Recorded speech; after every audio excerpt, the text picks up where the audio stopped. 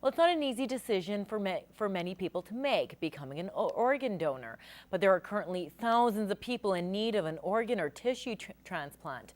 Now, a donor could change a person's life for the better, giving them a fighting chance. And this week's Healthy Living, Anna Stanislaw brings us the story of a hopeful transplant recipient, as well as what it means to be an organ donor.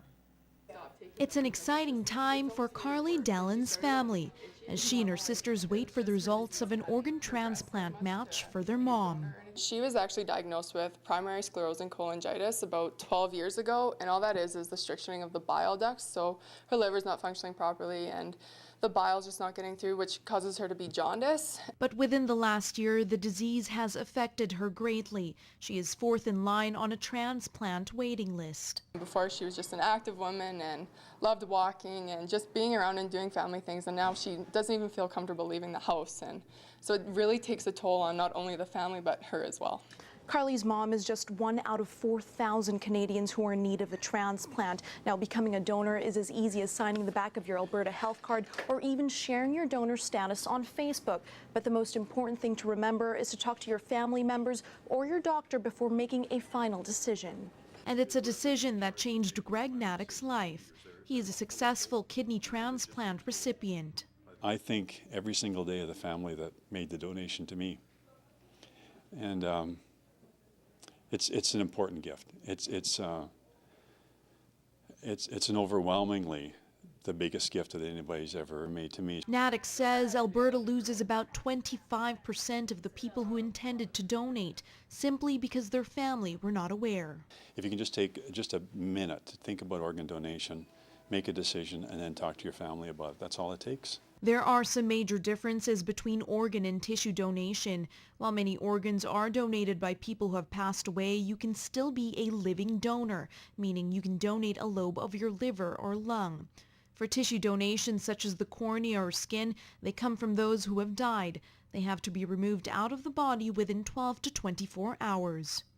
If you would have asked me 5 years ago, I would have been like, I don't know what to do. I don't even know what it implies. I'm not sure what I should be doing. And I mean, once it hits home, you really want to get the message out there that organ donation is most important. And I mean, to save a life is amazing. Anna Stanislaw, Newcap News.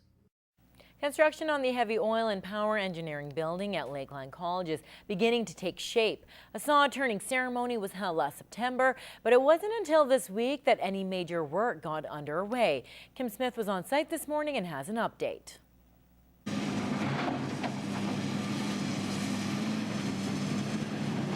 As you can see, they're stripping the soil, getting it ready for the survey crew that will come next week. This is the first new building on the Lloydminster campus since 2009. It's going to fill that whole section of ground that you see cleared there right now. It's going to go right to the curve on the road there.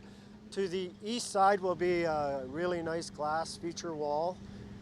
We're going to show off this thing. It's going to glow at night. Construction is slightly behind schedule as the design took longer than anticipated, but it's still projected to cost about $17 million. The building's looking like about 8 to 9 million, and then the plant's probably going to be very similar to that. And then, of course, you have all your soft costs, the architect, the engineers, and all that stuff. The Petroleum Center will address the need for extra space. For the last 2 years, Lakeland College has had to turn away more than 100 students wanting to study power engineering. It's great for the industry. The industry has a shortage of workers. We have an over-demand by 3 to 1 for every applicant we can take. Phil Allen says the demand for heavy oil operators and power engineers is high. 100% hiring rate, even for those who just do the certificate and choose not to do the, or aren't successful in the power engineering. Right now, the college can accommodate about 45 students in the oil and gas programs, but this building will increase that number to over 180.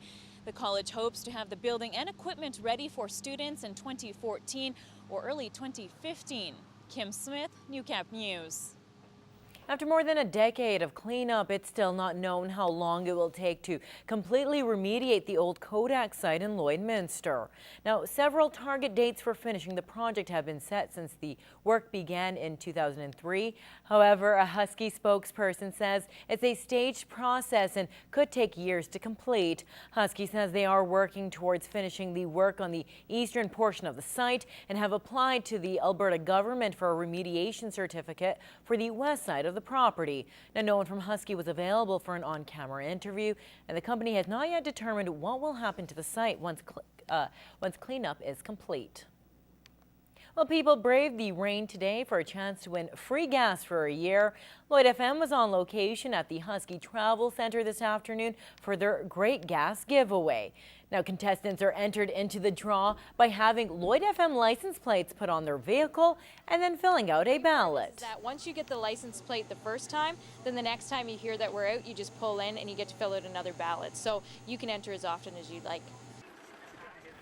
The station is seeing a big turnout for people looking to enter the contest, whether it's to take more trips out of town or just to save money on fuel. It's really nice that somebody's giving something away so that we can use it. Yes, I would like to go on a nice trip. I always wanted to go to Scotland and Ireland, so that could actually get me on a cruise to go somewhere like that, so that'd be great. The final draw for the contest will be sometime in July, and Lloyd FM encourages listeners to visit their website and stay tuned in for details.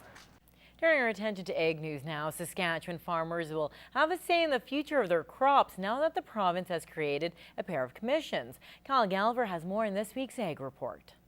Today, the government announced the establishment of both the Saskatchewan Wheat Development Board and the Saskatchewan Barley Development Board. The Saskatchewan Ministry of Agriculture decided they didn't want to be left out because Alberta already had a wheat commission. As a result, producers will be able to direct checkoff dollars to things like research.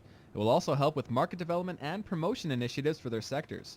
The checkoffs are set at 52 cents per ton for wheat and 50 cents per ton for barley.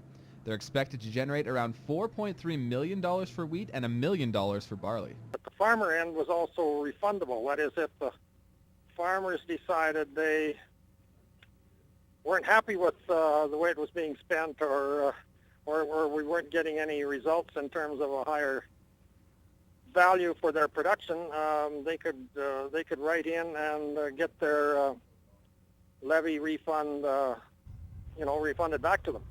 The commissions came together after an extensive consultation process. But most of the year has been consulting with the growers and associations and of both wheat and barley. Right now, both commissions are run by interim boards. Elections for permanent board members will happen by December 2013. It puts the farmers in control of some of this to the extent they would like to be, and we sure hope they are willing to do that to get involved in the election process and so on. The commissions are expected to be fully operational and collecting checkoffs by August 1st. Kyle Gallagher, Newcap News.